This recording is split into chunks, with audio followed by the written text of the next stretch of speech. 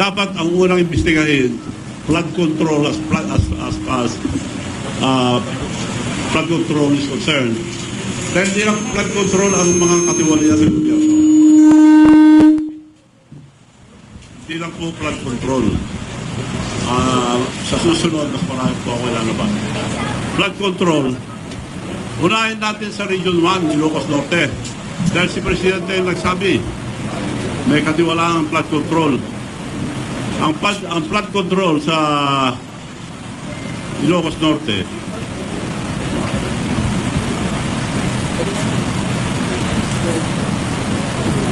anong year ito? Panahon na ni President BBM, 10 billion. At ito kaya pinag-uusapan, mga flood control. Sino ngayon ang binibintangan? Diskaya ang gumawa. Ang mga kontraktor nila sa Ilocos Norte, Diskaya rin eh. Paano tayo maniniwala ngayon sa mga pinagsasabi din ng mga inimbestiga? Mga kontraktor nila, maraming kumpanya.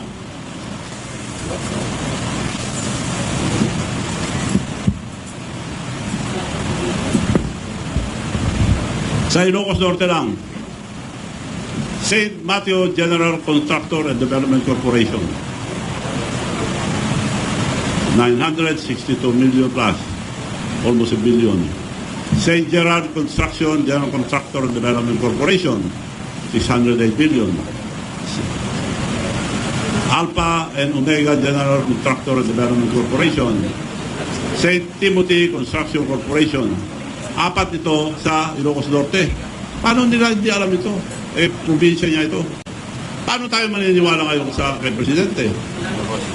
Dapat yung mga inapoy niya na Independent Commission on Infrastructure, mabubuting tao po yun. Kilala ko po si Mayor Bagalong. Mabuting tao. Yung pinsan ko yung isa,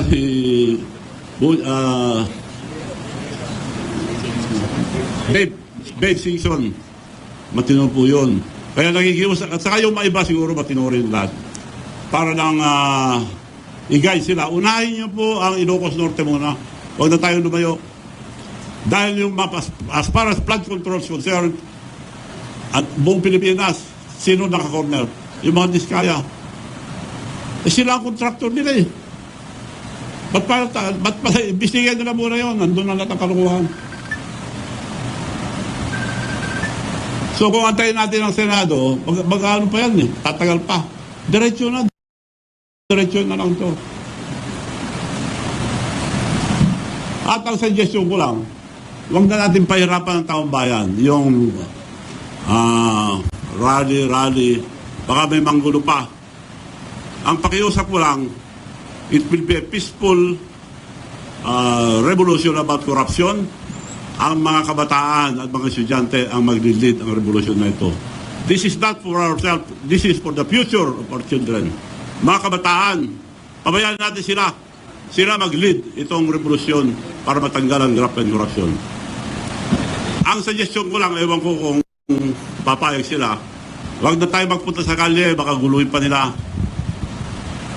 High school and colleges. Pero yung mga nasa kindergarten, yung mga elementary, tuloy ang pag-aaral. Hinto muna sila hanggat di bumababa lahat ng mga korap sa gobyerno.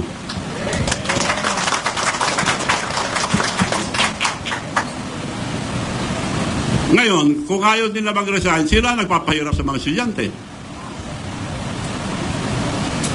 Kaya nakikiusap ako sa mga kabataan, mga student leaders, tumayo kayo dahil karapatan nyo ito, dahil kinabukasan nyo ito. Hindi po para sa amin, tumutulong lang po kami rito sa inyo. Ang mga opisyal naman, mga military and police, generals, mga officials, pabayaan nyo po yung mga anak nyo sumama sa protesta ng korupsyon. Huwag nyo silang pigilin para walang gulo. So yun po ang aking suggestion sa mga kabataan. Huwag na lang silang pumasok muna, magbakasyon muna sila. Kung hindi alis, aaduhin natin yung Paalala ko lang, education is very important. Pero anong kinabukasan nila? 17 trillion ng utang ang Pilipinas, umuutang pa sila. Saan na pupunta? Sa korupsyon. So, yun na po, pakiusap ko. Pabayaan natin ang mga kabataan, mga student leaders, sila mag-lead itong revolusyon ng korupsyon. Wag na suggestion ko lang, pwede rin kayo pumunta sa Marani, pero baka may manggulo, baka mapama kayo. Ang suggestion ko, walang gulo. Wag na lang kayo pumasok. But, tumayo kayo, karapatan nyo, magprotesta. Dahil sa, ang gobyerno natin, wala nang mangyayari. Dahil walang isang salita ang presidente. Walang isang salita yan. Ba't tayo maniniwala? Siya nagsabi, nakakaya kayo. Dapat nakakaya tayo eh. Kasama yung sila Diskaya, sila ang kontraktor niya eh. So pakiusap ko po ang mga student leaders, mga kabataan, to lead this peaceful revolution for corruption. Dahil ano nyo ang wala na tayong pag-asa sa buhay. This is your future. This is your future. Yung mga kabataan, hindi po sa amin. Tumutulong lang po kami pagpaliwanag dahil mukhang naliligaw tayo eh. Investigasyon sa Senado, walang nangyayari. Paikot-ikot lang tayo. So, yun lang po. Maraming salamat and I'd like to entertain any question.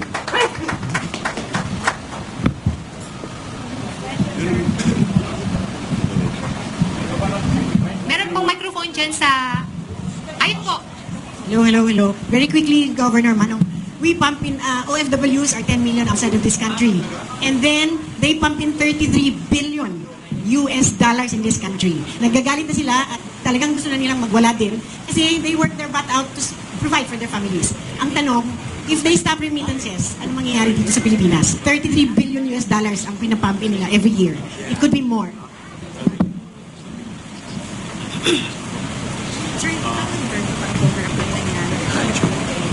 Pwede rin yun, pero hindi na dapat yun para di mahirapan yung mga kamag-anak nila rito. Malapitin nyo na lang po dito sa likod. Yung ang pinakamagandang naisip ko, yung wag na lang pumasok. Kung gusto nilang ituloy ang mga estudyante, dapat mag-resign lahat ng korap. At lahat ng mga politician, wag tayong makialam, pabayaan natin ang kabataan magprotesta. Because this is for your future. Mga kabataan, sila, hindi tayo. Sila lang masisira kung di pa tayo tutulong kikilos. Pwede rin yung suggestion nyo, pero wag na dahil mahirapan ng mga kamag-anak nila. Okay. Sir, good afternoon. Sheena Torna from SMNA News dito po, sir. Sir, your reaction lang kasi this week nag-resign si House Speaker Romualdez at sa gitna nga ng controversial na maanumalyang flood control project. And ngayon, sinasabi ng mga kongresista, especially Sandro Marcos, na pinapauwi na nga itong si Representative Zaldico dahil nga sinasabi na siya ang nasa likod ng mga katiwalian dito sa flood control. Sir, sa tingin nyo, damage control lang itong ginagawa nila para hindi lumala yung galit ng taong bayan? Ang pinalit, mabuting tao yan, si Buji D. Pampaganda lang nila yan. Pero kung tutuusin mo, same dog, different color. Paano siya susunod din sa naglagay sa kanya yan? 10 beses mong palitan ng speaker, ganun pa rin. Palitan natin lahat ng korap na opisyal. Follow up lang, sir. So, ibig sabihin, useless yung ginagawang pagdinig, especially po sa Kamara. Useless. Huwag na tayo maglukuhan. Thank you. Paikot-ikot lang po tayo. Tracy Cabrera po sa Daily Chronicle. Bati lang daw muna po ni Edith Moynihan. Anyway, ang tanong ko po ganito, kasi kausap ko si Mayor Magalong kaninang maga. And his comment was like, sa House at saka sa Senado, you can divide the members. Yung isa, pro Duterte, yung kabila, pro Marcos. Ang makakalungkot lang daw po, ang sabi niya, walang para sa bayan. Para si Duterte, para kay Marcos, walang para sa bayan. Anong reaction niyo po sa comment ni Mayor Magalong na gano'n?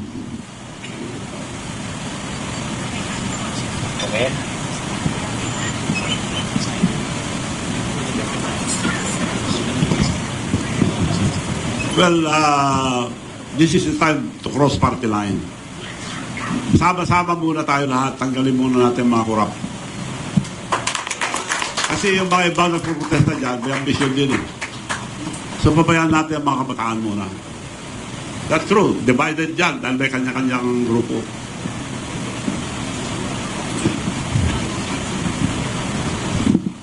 Hi, Madam Chabit. Good afternoon po.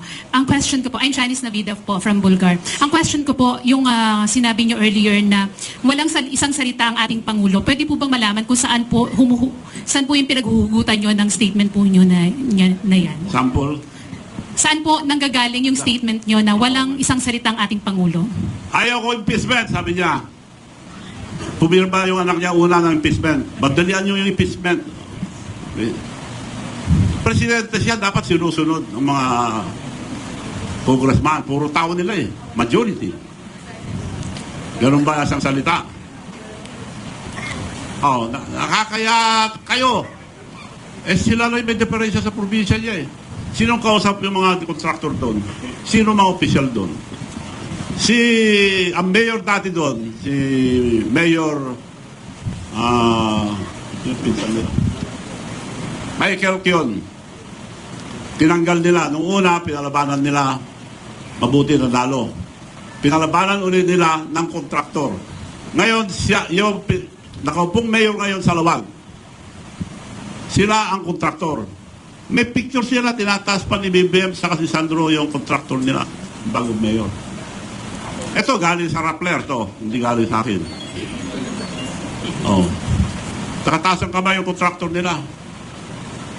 Ibig nyo sabihin, yung kontraktor lang kikita yan, sila naglagay. At sabi sa akin yung pinsang buo niya, Michael Kion, former